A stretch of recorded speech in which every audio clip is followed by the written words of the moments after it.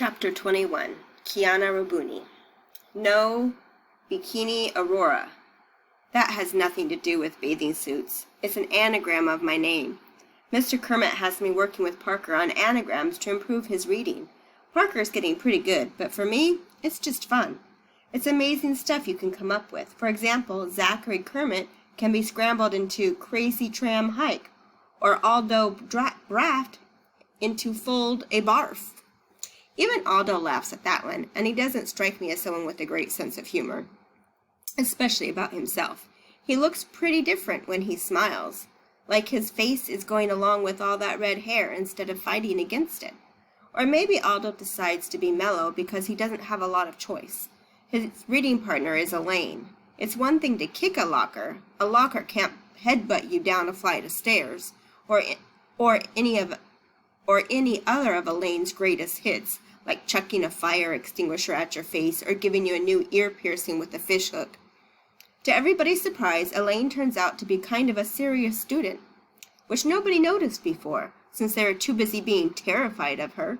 Mr. Kermit assigns them where the red fern grows, and Elaine is totally into it. So Aldo has to read it too, even though he claims the last book he finished was Hop on Pop. The other reading group is Barnstrom, Mateo, and Raheem. This works because Mateo never is quiet, which keeps Raheem from falling asleep. Actually, Raheem is more awake lately anyways. Mr. Kermit talked to his stepdad, who agreed to move his rock band's nighttime rehearsal to an alternative venue. Guess where? An empty storage garage at Terra Nova Motors. Sometimes I join those guys because Parker goes to a reading specialist 3 days a week. That makes the 4 of us. But it's usually just 3, because Raheem isn't around much these days. Mr. Kermit got him accepted as a part-time art student at the community college on the other side of the river. Since he draws all the time anyway, it makes sense to send him somewhere he's good with something that he's good at. It's complicated, but it works. On any given day, Barnstorm might have 3 partners, or 2, or just 1. It doesn't make that much difference, because the only thing he really cares about is puffy tails. Like any athlete, Barnstorm's competitive. But since he's sidelined from sports, all that competitive energy gets channeled into good bunnies. His parade of puffy tails stretches past the basket of carrots off the poster and 2/3 of the way across the wall. He's miles ahead of me in second place. Mostly that's because he won't cash them in. He's too greedy. Whenever my line of puffy tails reaches the carrots, I redeem them for a reward. Our class has already had 2 pizza parties thanks to me. Plus, I lent Aldo a bunch so he can pay off the penalties for some late homework assignments.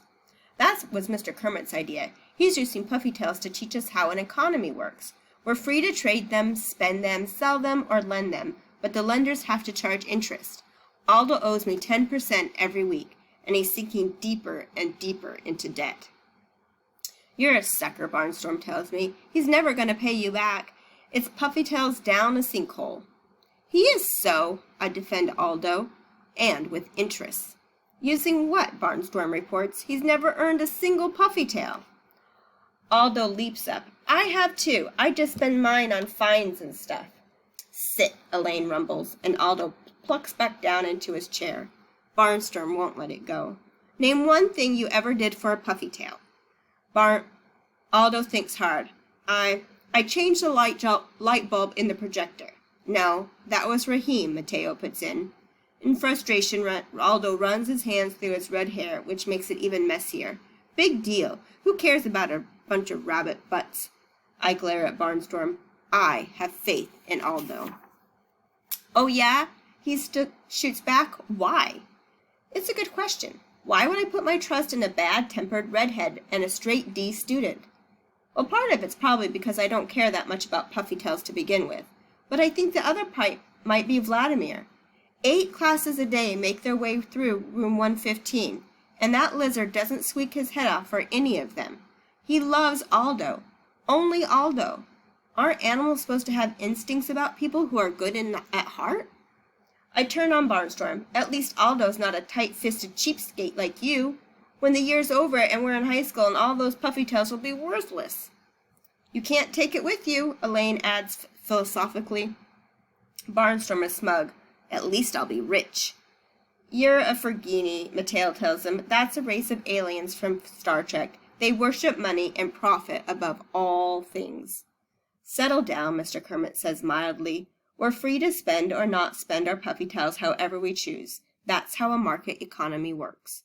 As we settle back to work, I can't help thinking about what I said to Barnstorm. When the year's over and we're in high school, I'm not going to be in high school with these kids. I'll be gone before the end of the semester. How many times can Mom's movie get struck by lightning? But at that moment, the words were coming out of my mouth. I meant them. I actually saw myself finishing out the year in this class. I don't belong in a school I really don't go to, and in a town where my only connection is the fact that my parents grew up here. Oh man, I've got to get back to LA fast. Uh-oh, what's happening with Kiana? She didn't really want to be there. She kept saying she's going to go back with her mom as soon as she can. She kept calling herself a short-timer. But it sounds like she's kind of liking it and wanting to stay there. What are some of our clues?